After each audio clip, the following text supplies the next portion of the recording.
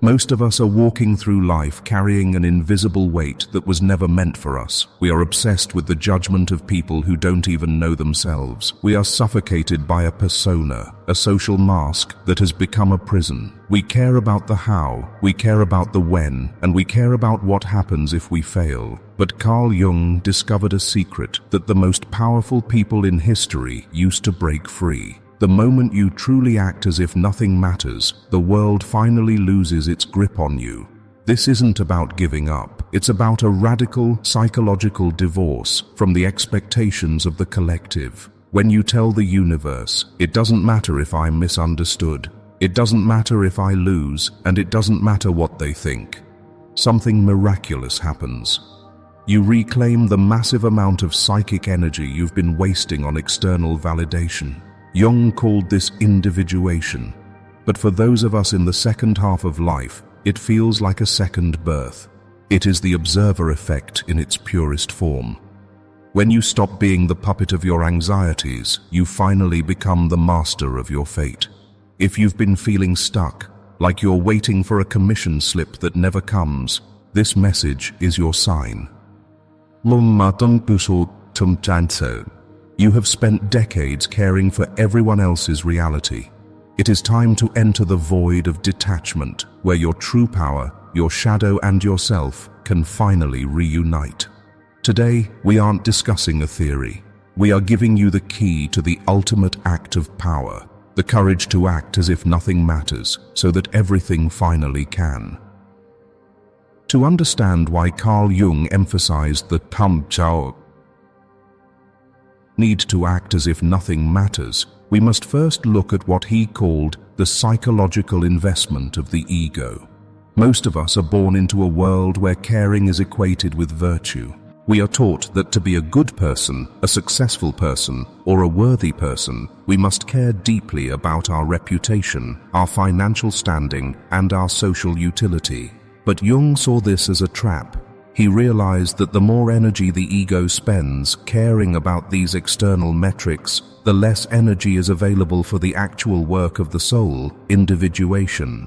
When we talk about acting as if nothing matters, we are not talking about nihilism. Nihilism is the belief that life is meaningless, leading to despair. Jungian non-attachment is the exact opposite. It is the realization that life is so meaningful that the trivialities of the ego's desires are actually a distraction. It is the recognition that the you who is worried about what your neighbor thinks or whether your latest project will be a hit is actually a temporary, superficial construct. Jung often spoke about the spirit of the times versus the spirit of the depths. The spirit of the times is obsessed with utility, speed, and validation. It is the part of you that cares in a way that creates anxiety. It is the part that feels like it's running out of time. But the spirit of the depths is eternal. It doesn't care about the 24-hour news cycle or your social media engagement. When you align with the depths, you naturally begin to act as if the frantic demands of the world don't matter, because in the grand scheme of your soul's journey, they don't. Think about the sheer amount of psychic energy you expend every single day on things that are outside of your control. Jung believed that psychic energy, or libido as he called it in a broader sense, is a finite music resource. If you are spending 90% of that energy worrying about the how and when of your success, you only have 10% left to actually create, to think, and to connect with your inner self. This is why not caring is actually a strategic maneuver. It is a process of energy reclamation. When you decide that it doesn't matter if a specific outcome happens, you are essentially pulling your energy back from that outcome. You are cutting the strings that make you a puppet of your own expectations. Music. In this state of detachment, you become what Jung called the objective observer. You are no longer drowning in the ocean of your emotions. You are standing on the shore, watching the waves come and music go. For the late bloomer, the person who feels like they've spent decades waiting for their turn, this philosophy is even more critical. There is a specific kind of caring that develops as we age, a fear that we've missed the boat. We care so much about making up for lost time that the pressure itself becomes a block. Jung observed that many of the most significant psychological shifts happen only when the individual gives up on the ego's version of the timeline. It is in the moment of total surrender, the holy indifference, that the path forward finally clears. Detachment allows for the emergence of the transcendent function. This is the psychological mechanism that reconciles the tension between opposites, between who you are and who you want to be. As long as you are caring too much, you are stuck in one side of the tension, usually the side of lack or fear. When you act as if nothing matters, you dissolve that tension. You step into a neutral space where the subconscious can finally deliver the insights you've been searching for. Jung famously said, "I am not what happened to me, I am what I choose to become." But you cannot choose who to become if you are still tied to the version of you that is terrified of failure. Music.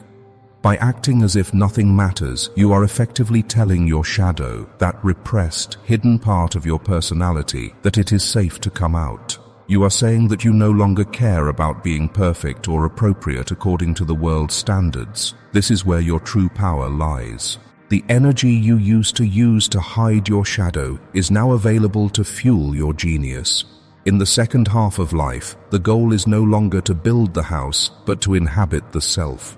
This requires a radical shift in values. The things that mattered in your 20s and 30s, status, competition, external markers of success, must be seen for what they are, stage props. When you realize they are just props, you can stop caring if they get knocked over. You can act with a level of freedom that others find confusing or even threatening, because you are no longer playing the same game. This is the ultimate secret of the Jungian path. By acting as if nothing matters, you create the space for the one thing that actually matters to reveal itself. You stop chasing the light and realize, music, that you are the light. You stop waiting for the universe to give you a sign and realize that your own existence is the sign. You are finally free. To act as if nothing matters, you must first confront music, the most sophisticated lie you have ever told. Your persona. In Jungian psychology, the persona is the social mask we wear to navigate the world. It is the good employee, the dependable parent, the successful entrepreneur, or even the struggling artist. While the persona is a necessary tool for social interaction, Jung warned that it becomes a psychological death sentence when we begin to believe that the mask is who we actually are. When we care too much, what we are usually caring about is the maintenance of this mask. We are terrified that if we stop performing, if we stop meeting the expectations of the collective, the mask will crack and people will see the nothingness underneath. But for Carl Jung, that nothingness isn't a void. It is the entrance to the true self. The reason most people are exhausted, particularly in the second half of life, is that the persona is heavy. It requires a constant draining expenditure of psychic energy to keep it polished and in place. Every time you care about an awkward social interaction, a missed promotion, or a judgmental comment from a stranger, you are pouring your life force into a cardboard cutout of yourself. You are feeding the mask while the soul starves. Acting as if nothing matters is the only way to effectively break the persona. It is a form of psychological iconoclasm. When you decide that the opinions of the collective no longer have the power to dictate your emotional state, the mask loses its glue. You start to realize that the you who was so desperate for approval was never actually you. It was a functional adaptation that outlived its usefulness, music. Jung observed that the first half of life is naturally dedicated to building the persona. You have to find your place in the world, start a career, and form relationships. But the second half of life, the stage many in the Carl Jung daily community find themselves in, is about the dissolution of that mask. If you continue to care about the same things at 50, music, that you cared about at 20, you are committing a crime against your own evolution. You are refusing to grow into the person you were meant to be. Think about the liberation that comes when you truly realize that nothing matters in the theater of social performance. If you are no longer trying to be anyone for anyone else, you suddenly have the freedom to just be. This is what Jung called the objective music presence. When you stop caring about being perceived as smart, successful, or enlightened, you actually become those things in their purest form. The effort to appear is what prevents you, music, from becoming. Breaking the persona is often a painful process because it feels like a loss of identity. We have spent so long caring about our roles that we feel naked without them. This is why Jung spoke of the perils of the soul. When the mask cracks, the ego feels like it's dying, but it's not you that is dying. Ego. It is the limitation of you. By acting as if nothing matters, you are facilitating this death so that a rebirth can occur. You are clearing the debris of decades of people-pleasing to find the raw, unedited power of the self. In this state of holy indifference, you become immune to the psychic epidemics of the world. Most people are swept up in the anxieties, trends, and outrage of the masses because their personas are deeply entangled with the collective. They care because everyone else cares. But the individual who has broken their persona stands apart. You see the chaos of the world for what it is, a projection of the unexamined collective shadow. Because you have decided that the drama doesn't matter to your inner peace, you gain a level of clarity and inner authority that others can only dream of. For the late bloomer, this is the secret to the sudden breakthrough. Many people spend 40 years caring and trying to force success through the persona only to find themselves stuck. It is only when they reach point of productive exhaustion where they finally say, "I don't care anymore, it doesn't matter if it happens or not," that the breakthrough occurs. Why? Because the energy that was trapped in the mask is finally released into the work. You stop trying to be great and you start being real. And the world always responds more powerfully to what is real than to what is performed. Jung famously noted that the privilege of a lifetime is to become who you truly are, but that privilege is expensive. Costs you your social safety. It costs you the comfort of being liked by people who only liked your mask anyway. When you act as if nothing matters, you are essentially paying that price. You are saying, "I value my own authenticity more than I value your comfort." This is the ultimate act of psychological sovereignty. As you move through the stage of breaking the persona, you will notice a shift in your relationships. Some people will be repelled by your new detachment. They will try to pull you back into the caring trap because your freedom makes them realize their own chains. But others, the right others, will be drawn to you like a magnet. Music. They will see the light of the self shining through the cracks of your broken mask, and they will recognize the truth in you. Breaking the persona isn't about becoming a hermit or being rude. It's about becoming transparent. You still wear a mask when necessary. You still function in society, but you no longer identify with it. You use the persona like a coat. You put it on when it's cold outside, and you take it off the moment you step into the warmth of your own truth. You are no longer the coat. You are the life that inhabits it. By the end of this process, you realize that the reason you cared so much was that you were trying to fill an internal void with external validation. But when you act as if nothing matters, you find that the void was actually a fountain. You no longer need the world to tell you who you are because you have finally met yourself. In the union framework, the shadow represents everything about yourself that you have deemed unacceptable and pushed into the darkness of the unconscious. It is your aggression, your raw ambition, and your unconventional desires. We often invest a massive amount of psychic energy into maintaining a good or appropriate image because we are terrified of what might happen if our internal governor were removed. We fear that the emergence of these hidden parts would destroy the life we've worked so hard to build. However, Carl Jung's central discovery was that the more energy we spend suppressing these traits, the more power we give the shadow to sabotage us from the dark. When we shift our focus away from external validation and toward internal wholeness, we are effectively reclaiming the fuel of our psyche. This isn't a move toward recklessness. It is a move toward a sophisticated form of inner sovereignty. You are no longer asking for permission to look at the parts of you that you've been running from for decades.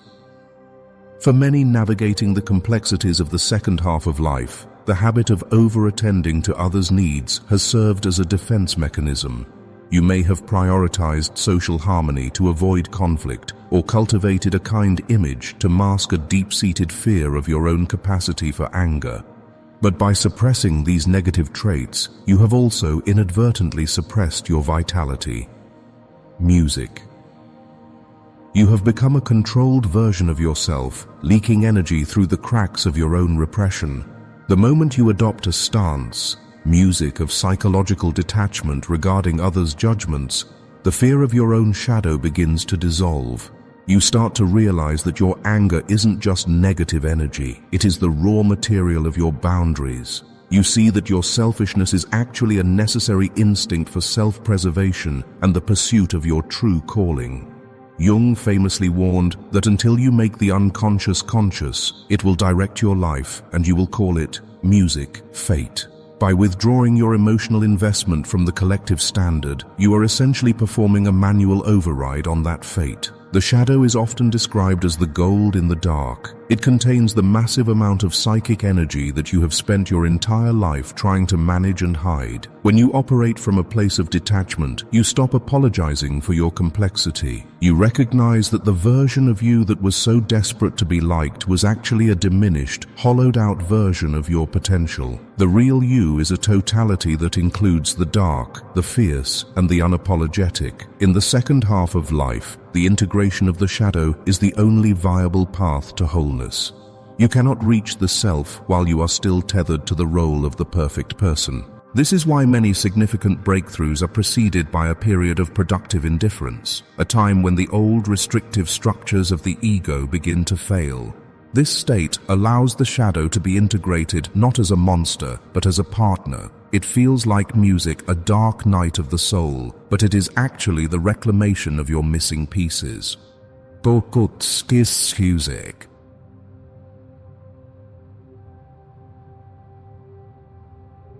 Think about the lion energy that emerges when an individual finally stops prioritizing the comfort of the flock. This isn't a product of the persona, it is the roar of the integrated shadow. It's the part of you that has finally stopped music, negotiating with mediocrity, and started trusting its own instinct for truth. This level of indifference to external opinion is what allows a leader to emerge from a follower. You aren't becoming cold, you are becoming solid. You are becoming someone who cannot be moved by the winds of fashion because you are anchored in the totality of your being. Union detachment allows you to use your shadow as a strategic asset. Instead of being possessed by your anger or your ambition, you wear it. You can be fierce when a situation demands it, and serene when it doesn't. You are no longer a victim of your emotions because you have acknowledged their source. When you declare that the social game no longer holds power over your inner state, you are telling your shadow that it is safe to come out. You are saying, I am no longer afraid of what my reputation might lose because I am more music interested in what my soul can gain. This is the stage where the rare personality finally begins, music, to thrive. You stop trying to fit into the narrow boxes provided by society, and you start building your own reality. You recognize that your peculiarity, the intensity that others found too much or too weird, is actually your greatest competitive advantage. By withdrawing your need to be normal, you finally grant yourself the freedom to be exceptional. The energy you once used to hide your flaws is now redirected into your creative fire. This is why late bloomers often achieve more in a few years of authenticity than others do in a lifetime of performance. They are no longer fighting a civil war within themselves. They have brought the dark into the light, and the resulting explosion of power is what the world often mislabels as luck. But you know the truth. It was the result of the courage to stop participating in your own repression. As you move through this process, this detachment becomes a daily practice. Every time you feel the old anxiety of what will they think return, you must pivot back to your inner center.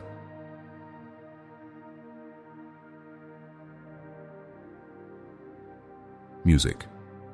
Not because you are indifferent to humanity, but because you are committed to something much larger than a social transaction. You are committed to the birth of your true self, and in that pursuit, the noise of the world is simply a distraction.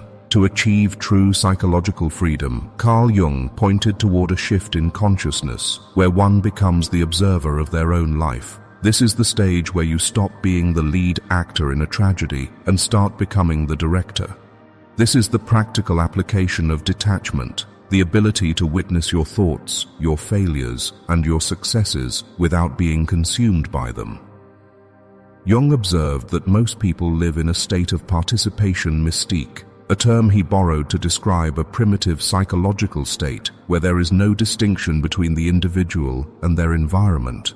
When something goes wrong in the external world, it feels like a personal wound. When someone criticizes us, it feels like music, a threat to our very existence. We are constantly reacting, constantly entangled in the drama of the moment.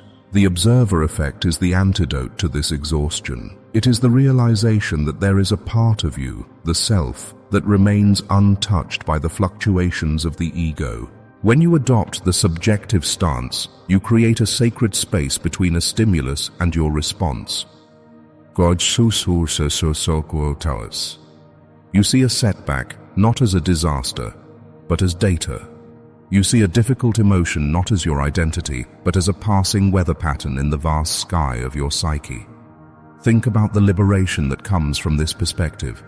Most of us spend our lives in a state of high alert, protecting our ego's fragile narrative. But when you look at your life from the spirit, music of the depths, you realize that the ego's drama is remarkably small. This isn't about minimizing your experience, it's about contextualizing it. Jung believed that by stepping back, we actually gain more power over our lives, not less. When you are no longer drowning in the waves of your own anxiety, you can finally see the shore. For the late bloomer, this shift is revolutionary. For years, you may have felt like a victim of time, of missed opportunities, or of your own past mistakes. The observer doesn't see wasted years. The observer sees a long, complex period of incubation. By detaching from the victim narrative, you reclaim the power to rewrite the script. You realize that your past only has as much power over you as the emotional investment you still grant it. The moment you look at your history with objective neutrality, the chains of regret simply fall away. This objective detachment is also the key to managing the collective unconscious. We are constantly bombarded by the fears and desires of the society around us. If you don't have an internal observer, you will be swept away by these psychic currents. You will find yourself preoccupied with things that have nothing to do with your personal journey, social trends, status, or collective outrages. The observer allows you to filter these signals. You can look at the chaos and say, that belongs to the collective, not to me. Jung often spoke about the importance of the middle way. If you are too involved in your life, you are a puppet. If you are too detached, you are a ghost. The goal, music, is to inhabit the third point, the position of the witness who is fully present, music, but never possessed. This is where inner authority is born. You can walk through a storm of criticism or a season of failure with a calm, steady heart, because you know that you are not the failure. You are the consciousness that is experiencing the failure. This state of mind changes how you interact with the world. When you stop reacting emotionally to every slight, you become unpredictable to the forces that used to control you. They can no longer push your buttons because those buttons are no longer connected to your identity. You have moved your headquarters. You are no longer living in the front office of the persona. You are living in the vault of the self. In your creative work and your career, this observer status is what leads to flow. When you are too attached to the outcome, the praise, the money, the recognition, you create a performance anxiety that chokes your genius. But when you approach your work as an experiment, as an expression of the self that doesn't need external validation, you become unstoppable. You take risks that others won't. You speak truths that others are too afraid to voice. You become a rare personality because you have the courage to be disinterested in the applause. The observer effect is essentially the practice of being individuated. It's about recognizing that the I who is struggling is just a small part of the self that is whole. As you practice this, you will find that your energy levels begin to skyrocket. You are no longer leaking power through reactive emotions. You are focused, music, you are centered, and you are finally the master of your own perspective. When you achieve a state of true psychological detachment, you don't just change your internal state. You begin to affect the field of reality around you. Carl Jung called this phenomenon synchronicity, the occurrence of meaningful coincidences that cannot be explained by cause and effect alone. To the ego, which is obsessed with control and forcing outcomes, these moments look like luck or miracles. But from a Jungian perspective, they are the natural byproduct of a psyche that has stopped interfering with the flow of the universe. The caring mind is a closed mind. When you are desperately focused on a specific goal, a certain amount of money, a specific relationship, or a particular professional milestone, you are essentially narrowing your field of vision. You are telling the universe that there is only one correct actually repels the very thing you are chasing. The more you force, the more you create resistance. It is the paradox of the ego. The harder it tries to grasp, the more it pushes away. By shifting toward an objective detachment, you are creating what Jung referred to as a vacuum or a void in your consciousness. You are removing the ego's demand that reality look a certain way. This isn't a state of apathy, it is a state of open receptivity. In this void, the logic of the spirit of the depths, music, can finally begin to operate. Meaningful coincidences start to appear. The right phone call at the right time, a book falling off a shelf that contains the exact answer you need, or a chance meeting that changes your career trajectory. Jung observed that synchronicity often clusters around periods of major psychological transition. For the late bloomer, this is the tide turning that so many describe feeling in their 40s, 50s, or 60s. After decades of struggle and perceived failure, the moment you truly step back and surrender the ego's plan, the world suddenly seems to reorganize itself in your favor. This happens because you have finally stopped trying to compete in a game you don't believe in and have started playing by the rules of your own nature. Think of synchronicity as a psychic mirror. When you are fragmented, focused only on social masks and repressed shadows, the mirror of the world reflects the chaos back to you. But when you achieve wholeness through detachment, the world reflects that alignment. This is the observer effect in its most potent form. By observing your life without the frantic lust for survival, you create an interface where the deeper layers of reality can provide sustenance. Life begins to happen for you rather than you desperately making it happen. This void is often misunderstood as a place of nothingness. In reality, it is a place of unmanifested potential. It is the fertile ground where the seed of your true purpose finally has room to germinate. For the late bloomer, the years of wandering in the desert were not wasted. They were the time required to exhaust the ego's false paths. It is only when you are exhausted enough to stop investing in the wrong things that you are empty enough to receive the right things. Jung taught that we should look for the numinous, the feeling of being in the presence of something larger than ourselves. Synchronicity is the numinous music breaking into the everyday. When you stop obsessing over the how and the when, you become sensitive to these subtle signals. You start to move with a divine timing that makes your previous efforts look clumsy and forced. Music. You realize that you don't have to become a success. You just have to remove the blocks to your own light, and the universe will handle the amplification. This shift requires a radical trust in the process of individuation. It means believing that your inner North Star knows the way even when the ego is lost. It means understanding that all your perceived losses were actually protection and the elimination of false paths. When you look back from the state of detachment, you see that the hardest years were the forge. They stripped away the illusions that were holding you back, sharpening your boundaries and forcing you to meet yourself. Music. You see that the gold was only found once you integrated the lessons of the darkness. As you practice this detachment, the world may tell you that you are being irresponsible or unrealistic, but the results will speak for themselves. You will find that you can accomplish more in a state of calm indifference than you ever could in a state of frantic music effort.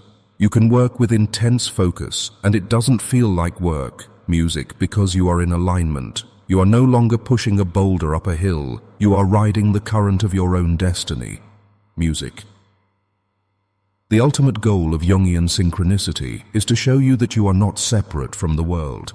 The boundary between inside and outside is thinner than you think. When you heal the internal split by integrating your shadow and breaking your persona, the external world heals accordingly. You stop being a victim of fate and start becoming a co-creator of reality. In this stage, we must realize that the void is not something to be feared. It is the destination. It is the place where you are finally free from the survival mode that has governed your adult life. It is where you can grow without pressure, be whole without needing to be useful to the collective, and finally inhabit the life you were meant to live from the beginning. By dwelling in the space of objective observation, you allow the universe to meet you halfway. The journey of Jungian detachment leads to a singular, transformative destination, the birth of the true self. This is not the end of your story, but the beginning of your real life. When you have dismantled the persona, integrated the shadow, and mastered the position of the observer, music, you enter a state that Carl Jung described as individuation. You are no longer a fragment of the collective or a slave to your own anxieties. Music. You are a whole, sovereign being, capable of standing in the center of your own truth regardless of the storm outside. Music. This final rebirth is often characterized by a profound sense of quiet. Music. The internal noise, the constant self-criticism, the desperate need for approval, and the fear of the future simply falls away. You realize that the reputation you were so afraid of losing was never yours to begin with. It was just a story other people told about you. The success, music you were so hungry for, was just a substitute for the connection you lacked with your own soul. In the silence of this realization, you find a level of power that is unshakable because it doesn't depend on anything external. For the late bloomer, this is the moment of the second birth. Jung famously noted that for many, music, the true work of life, cannot even begin until the second half. The first half is for building the container, the career, the family, the social standing, but the second half is for the content. Many people spend their entire lives decorating a container that is empty, but you, through the courage of detachment, have filled yours with the gold of the integrated self. You are no longer becoming, you are. This state of being changes your relationship with time. The ego is always in a race against the clock, terrified of running out of time or missing out. But the self exists in the kairos, the opportune eternal moment. When you inhabit the self, you realize that you cannot be late to your own destiny. Every year of struggle, every delay, and every detour was a necessary part of the alchemical process. The wasted years were actually the years of fermentation. You aren't a late bloomer because you were slow. You are a late bloomer because you were growing something that takes time to mature. In this final stage, your presence becomes your most powerful tool. You don't have to do as much as you used to because your being carries more weight. When you walk into a room as an individuated person, people feel it. They are drawn to your lack of neediness. They are intrigued by your detachment. Your refusal to play the social game makes you the most interesting person, music, in the game. You have achieved the rare personality status, not by trying to be special, but by having the courage to be real. The rebirth also brings a new kind of compassion.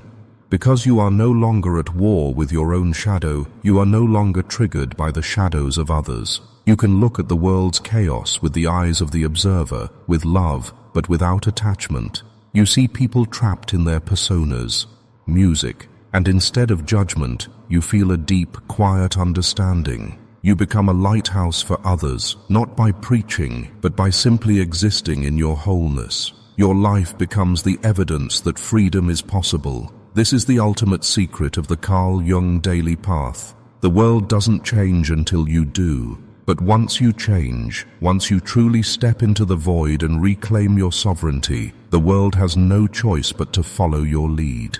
You stop asking the universe for favors and start giving the universe your genius. You realize that you were never a victim of your circumstances. You were a master in training. As you move forward from this initiation, carry the holy indifference with you like a shield, not as a way, music, to distance yourself from life, but as a way to engage with it more deeply. When you don't care about the ego's rewards, you are free to love without conditions. Music, to create without fear, and to live with a level of intensity that most people will never know. You have crossed the threshold. You have entered the spirit of the depths. The mask is gone. The shadow is a friend. The observer is awake. You are finally home. Music. Thank you for joining us for this deep dive into the architecture of the soul. Music.